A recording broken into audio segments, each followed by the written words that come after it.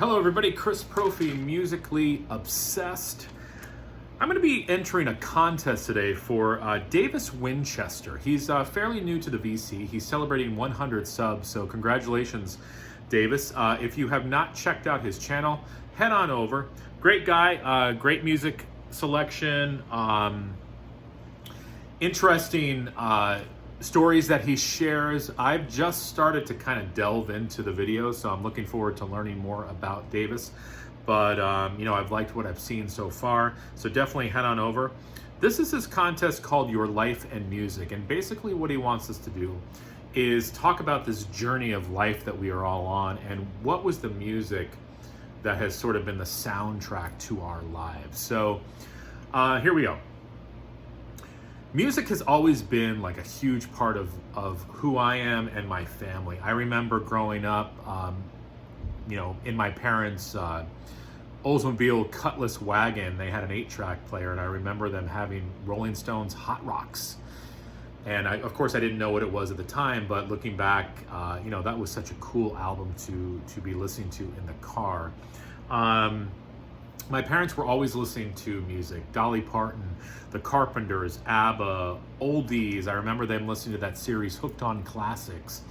So all of that was, bubbling up as a kid. Going to vacation Bible school, I remember really being into some of those religious kid songs. And I remember them actually sending us home with like a little record. I was listening to that a lot. So yeah, definitely music. Some of my first records, I had Donald Duck going Quackers, Disco Mickey, and an album called Train Ballads. 45 of train songs. And you have John Henry, Wabash Cannonball, Drill Ye Terriers, Casey Jones. I've been working on the railroad. I played this to death as a kid. Loved it, loved the stories. And, when I got into Johnny Cash later in life, it was the perfect fit. And I think because the seed was already planted with that 45. And then, I remember the day my dad brought home the Beatles' Sgt. Pepper's. And I remember him opening it up, putting it on the turntable, and he and I sitting on the floor in front of the couch listening to this album. And this was the first Beatles I had ever heard. And talk about like a mind-blowing experience. It was sort of like, oh, that's what you can do with music. So this was kind of the first taste where I was like, okay, I like this. I want to explore more. I want to dig deeper into music. So that was all kind of bubbling. And I remember my birthday when I was 10 years old. And the picture for this video is me holding up a Cyndi Lauper record. That was one of the first records I owned. Cyndi Lauper, She's So Unusual. And around the time I was listening to Huey Lewis and the News, Bon Jovi, Falco, remember Rock Me Amadeus, and Vienna Calling. I remember having the 45 for Putting on the Ritz by Taco. This is their album After 8, but Putting on the Ritz is off of this album. I remember playing that to death as well. Love Taco. And around that time, MTV started playing the Monkees episodes, so I started getting into the Monkees and just listening to as much Monkees as I could. Birds, the Bees, and the Monkees. Pisces, Monkees Head, Monkees Present, Instant Replay. My dad had more of the Monkees on vinyl, so I was listening to a lot of Monkees. My neighbor introduced me to the Moody Blues. And I remember first being just drawn to their covers. This is On the Threshold of a Dream, one of my favorite Moody Blues albums. I also love A Question of Balance, so the covers drew me in. But then the music, oh my God, the Moody Blues were sort of proggy and orchestral, and Justin Hayward had this beautiful voice. So again, I'm gonna use that term bubbling. This was all bubbling up in my musical consciousness. And thinking about this right now, the Moody Blues, the Beatles, and the Monkees sort of pushed me to get into different music. Think about how experimental the Beatles were. Think about how experimental the Monkees were with even country music. Michael Nesmith did a lot of country. And then, of course, the Moody Blues, I said already, with their orchestral pieces and their proggy songs and the spoken word. And those three bands were a big influence for me. And I feel that it sort of planted the seed for what would come future with the music. I need to take a sip of coffee.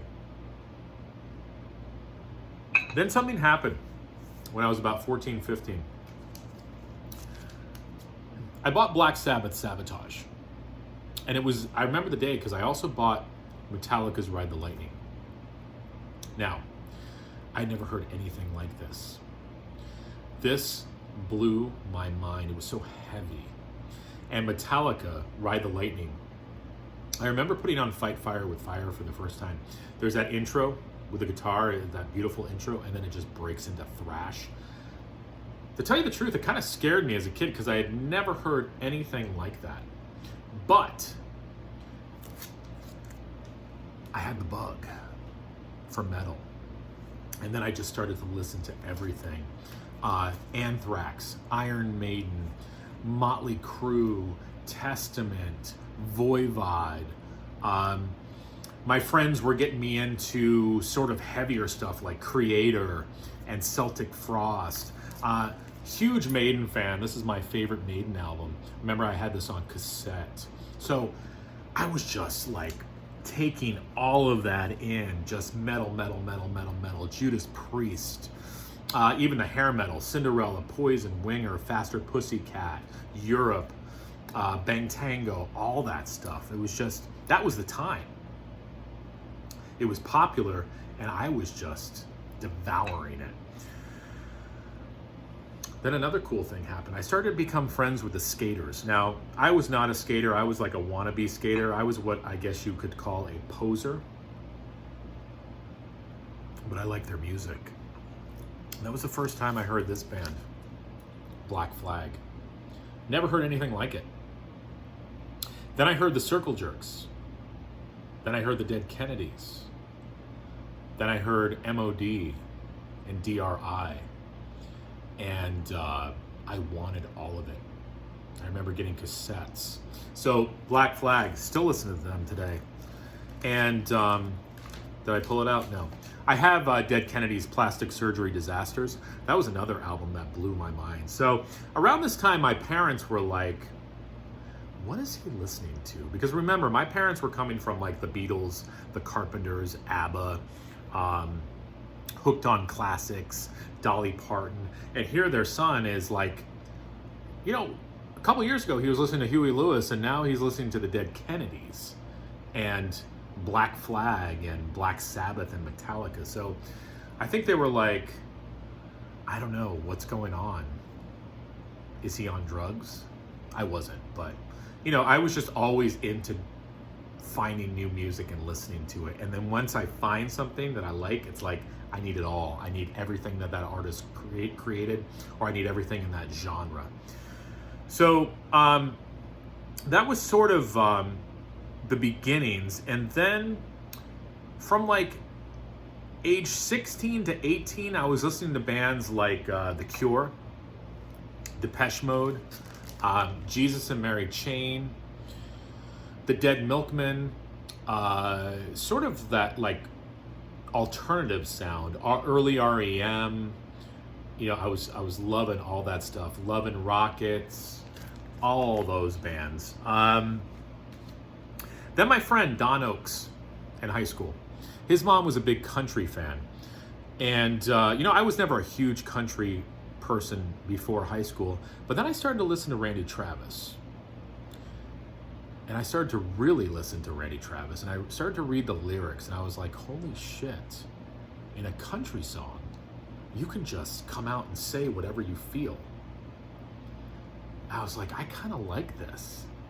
And then Garth Brooks came around, and he totally blew my mind. I remember listening to Fresh Horses and Rope in the Wind and No Fences and his debut, and just being totally into Garth Brooks. I remember watching a show on TV with him, a live concert, and just like his presence. It was amazing. I started to try to write songs like Garth Brooks. I started to play more guitar. I started to try to sing like Garth Brooks because I just fell in love with his whole just being. He was just an awesome performer, awesome songwriter, awesome singer.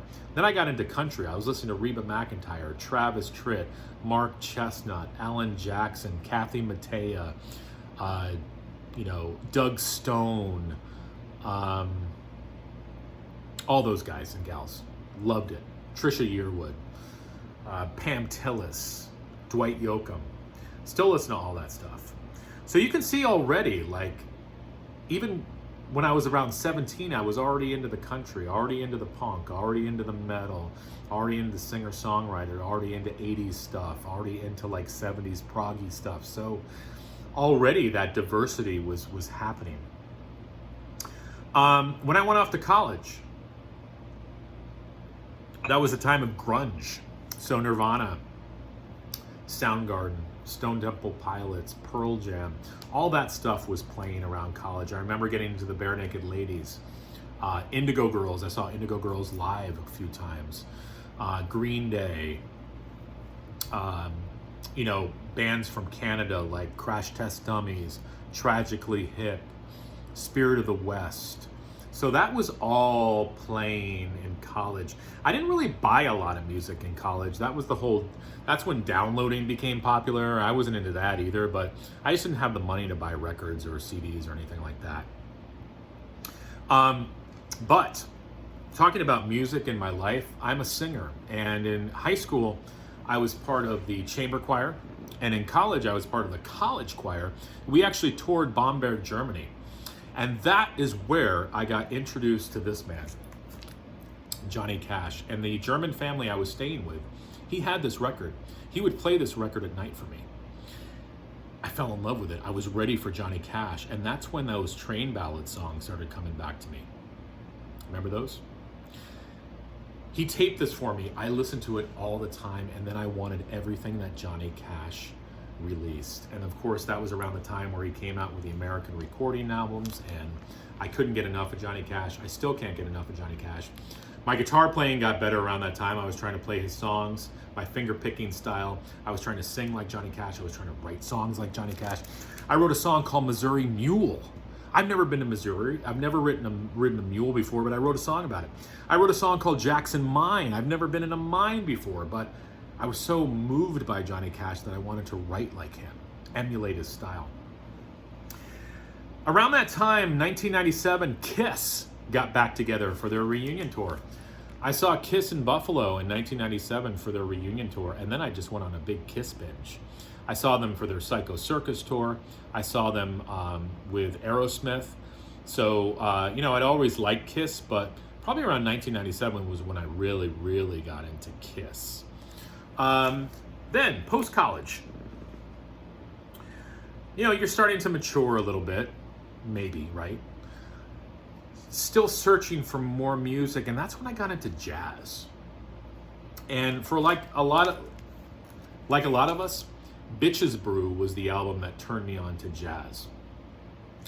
And then I couldn't get enough. I was buying the Mingus, the Coltrane, Weather Report, Return to Forever, the Chick Corea Electric Band, all that stuff. I just wanted it all. I loved it. I remember when my kids were younger, I would get up in the morning, like 3 o'clock in the morning with their bottle, and I would feed them, and I would be listening to Miles Davis in the background. So that was a big part of, those times post-college. I started to listen to bands like Steely Dan. I don't think I got them when I was younger. I started to listen to more proggy stuff like Emerson, Lake and Palmer and Yes. This is the type of stuff that you need time to listen to and really get into. I think you need to sometimes be a little bit older to appreciate it too. So, that was all starting to form and bubble too as well. And that's what I like about the VC, because here I am, I'm 45 years old. I'll be 46 in October, but I'm still discovering new music, and it's never going to end. My love for music will never, never end. I will always want to collect music, CD, vinyl, whatever it is. I always am turned on by music. It excites me. There's three important things in my life: family, friends, and music. That is like the triad for me. I need those three things in my life to survive. So music being very, very, very important, along with family and friends. So this was kind of neat. I wanted to share with you guys some of my music. There's much more music that I listen to. I could have pulled out 100 different records, but I kind of wanted to keep this video under 20 minutes, and it looks like I did. So listen, head on over to Davis Winchester's channel. Congratulations again, Davis. And you know what? Let's see some other people jumping on this. I want to see your life in music. All right, guys.